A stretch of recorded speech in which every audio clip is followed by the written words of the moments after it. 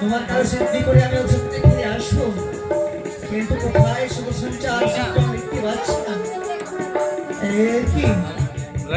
কি এখানে শুধু সঞ্চার চিত্ত আমার নিঃশ্বাসে সেই শিলকে সরিয়ে দিয়ে প্রবেশ করবো।